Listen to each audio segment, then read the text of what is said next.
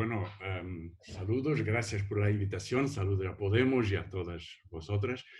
Me van a perdonar que hable castellano con tanta dificultad. Em, yo plantearía alguna información sobre Portugal y alguna referencia para el debate bueno, que podemos tener sobre cuestiones un poco más generales, económicas y sociales y políticas. Bueno, y lo haría de una forma muy telegráfica porque, bueno, mejor que se pueda hablar entre todas. Eh, bueno, esta es la sexta pandemia de nuestro siglo y tenemos 20 años. Pero a la diferencia de las otras, algunas que fueron muy mortales, es global y es totalmente global. Lo que tiene menos implicación que algunas enfermedades que no hemos resuelto. En los sistemas de salud, tuberculosis, muere más gente, o malaria, muere más gente, incluido de gripe normal, muere más gente en algunos países, no en Estados Unidos, ya lo ha sobrepasado, o en otras partes, pero la particularidad, lo sabemos muy bien, es que la tasa de letalidad, de mortalidad de la gente infectada es altísima. Es decir, si no hubiera servicios públicos de salud competentes y con mucho esfuerzo, la mortalidad sería un genocidio. Y por eso se justifica toda la preocupación de la salud pública y toda la preocupación de la política pública en este contexto, y ese tiene un precio social y económico. Quizás después tendremos la segunda vaga de la pandemia, o ya la tenemos, que es el desempleo, las cuestiones sociales de distribución que van a ser tan importantes. Bueno, en todo caso, yo creo que eso es el contexto que debemos mirar. En Portugal hay alguna suerte y alguna decisión. Bueno, suerte en algún sentido, porque la pandemia en Europa llegó primero en Italia, incluida en España, y cuando llegó a Portugal ya había un poco más de información sobre los peligros, las formas de contaminación, no mucho, pero alguna información más, lo que ha planteado decisiones más temprano que en otras partes de Europa, y eso tiene un efecto muy importante. Tenemos como 30.000 infectados conocidos. Por supuesto, ustedes ya lo sabrán muy bien que hay mucha gente que puede no tener síntomas y por eso puede tener una infección, pero sin consecuencias en su salud, pero igual con algún peligro de contaminación. Tenemos 30.000 conocidos y una tasa de mortalidad de 4%, es decir, tenemos como 1.400 muertos, ahora ya muy pocos, ayer uno, y puede ser que muy pocos, muy poca gente en hospital, 400 personas en hospital, 60 en cuidados intensivos y no hubo un solo niño muerto, bueno, lo que es más o menos también lo que pasó en otras partes, pero sobre todo no hubo un solo técnico de salud, enfermera, médica o otro tipo de técnico de salud que hubiera fallecido por la enfermedad. Lo que quiere decir que los servicios de salud han podido contener y proteger su gente y bueno, transmitir una protección general a la población. Ahora mismo hay alguna contaminación, entre 200 o 300 nuevos casos en la zona de Lisboa, no en el resto del país, donde está casi terminado, pero en Lisboa llegó mucho más tarde, y por el hecho que los transportes públicos para la gente que seguía trabajando, y era mucha gente que seguía trabajando, eh, fueron una forma de contaminación. La edad media de los muertos es 83 años, lo que quiere decir que es sobre todo gente con más problemas combinados de salud, lo que es también un poco, creo que típico en algunas otras partes. Hubo algunos surtos en casas de, de gente, se dice lares, ¿no? Casas de cuidados para gente con más edad. Esto pasó en España, pasó en Italia, pasó también en Portugal, y explica una gran parte, por lo menos un tercio de los muertes, como 500 de los muertos, por las malas condiciones y por el retraso de medidas en estas casas de que protegían la gente más vieja, incluido algunas ilegales y sin cuidados de salud.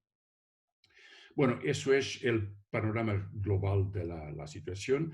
El impacto de las medidas de lockdown, de cierre de servicios y de confinamiento será muy importante en el consumo y en la producción general. Se perspectiva una recesión de algo como 7% y el doble del desempleo, puede ser un poco más, pero el desempleo era muy bajo y puede llegar doblando a 10 o 12%, lo que en todo caso es una tragedia social porque una parte de esa gente no tiene protección suficiente. Hubo muchas medidas sociales, por ejemplo, extensión del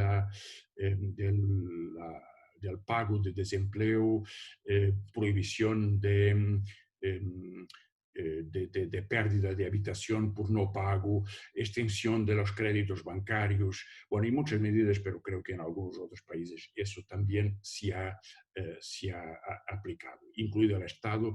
El gobierno paga una gran parte de los salarios de la gente que está en casa por el cierre de sus empresas, y eso seguirá hasta agosto o diciembre. Se está discutiendo ahora un nuevo presupuesto y hay una gran tensión entre el gobierno y los partidos de izquierda que presionan para garantizar el salario pago por entero a toda la gente que no puede trabajar y está en condiciones de pérdida, incluido trabajadores precarios o trabajadores informales en cultura y en otros sectores a donde tienen menos protección.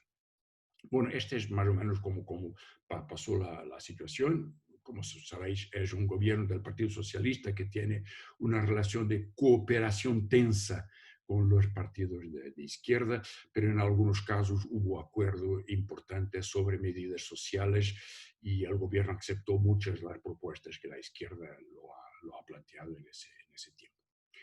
Bueno, ahora algunas preocupaciones.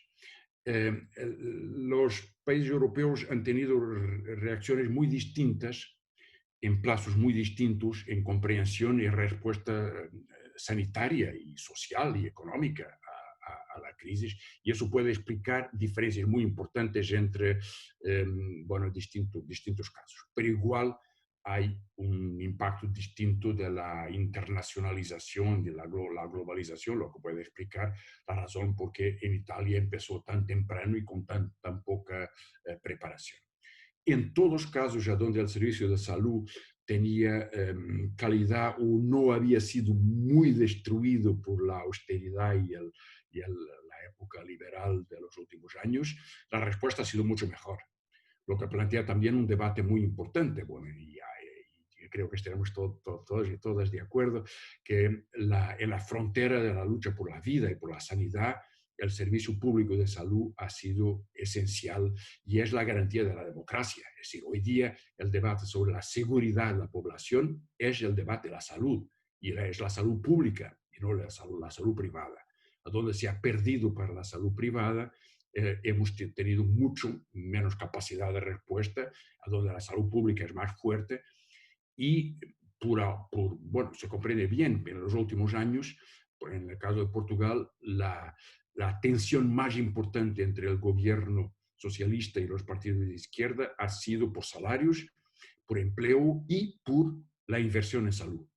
Y los acuerdos en presupuestos con más impacto han sido recuperar el nivel de inversión y de capacitación profesional de los servicios de salud, y por eso en los últimos 2 años hubo muchos miles de agentes que fueron contratados para las enfermerías y los hospitales y los servicios de salud locales, y eso ha permitido responder mucho mejor a la situación.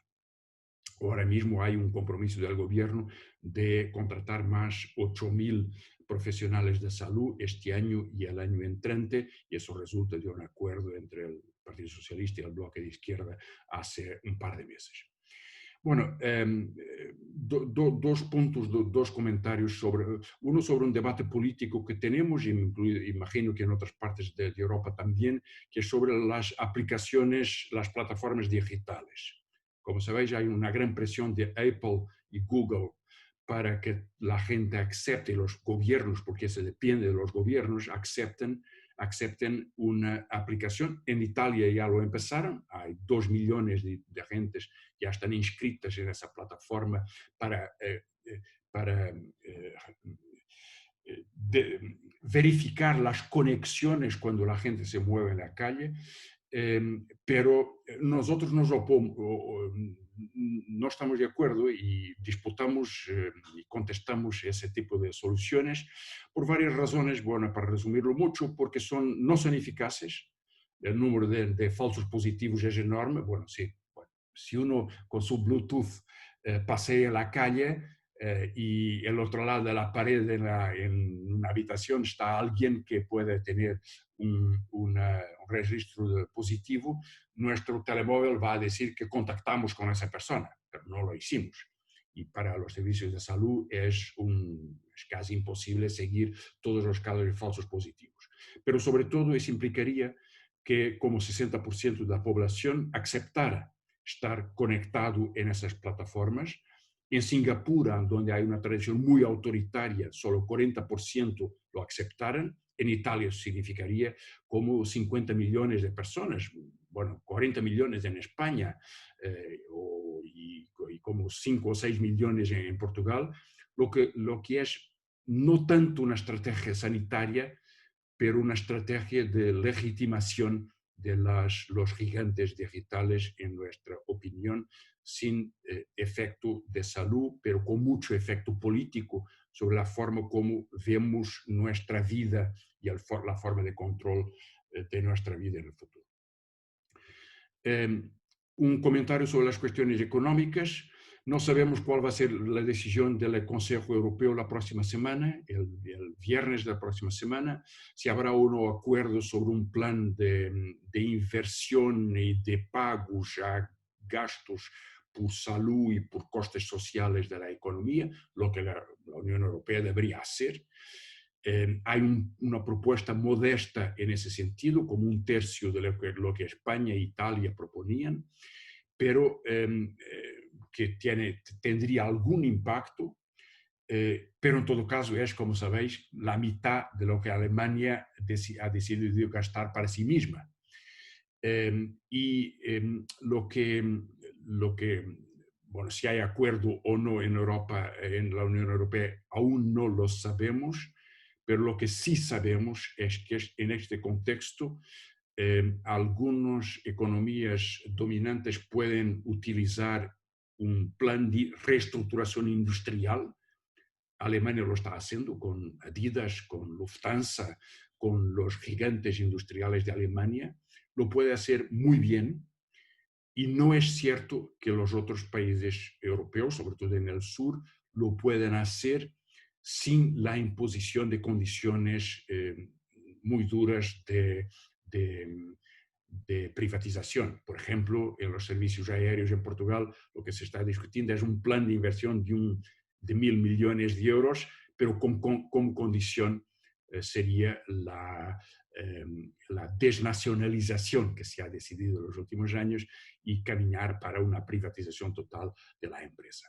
Así que habrá disputas muy fuertes sobre el futuro económico y sobre la forma de gestión de la política industrial, lo que tiene impacto sobre todo sobre la capacidad de las naciones, los países, ¿no?, de los estados, de decidir sobre políticas económicas y sobre políticas soberanas o sobre formas de cooperación entre estados para políticas económicas. Y si no hay una política económica industrial y una política social que proteja los salarios, las pensiones, el empleo de la gente, la inversión estratégica y la capacidad de crear competencia, reestructuración y política climática, bueno, y reestructuración industrial, en el resultado de la segunda vaga de la pandemia podría ser muy peligroso para la organización social nuestra. Y creo que ese será un debate muy importante para la izquierda y para la cooperación de las izquierdas en Europa y en el mundo.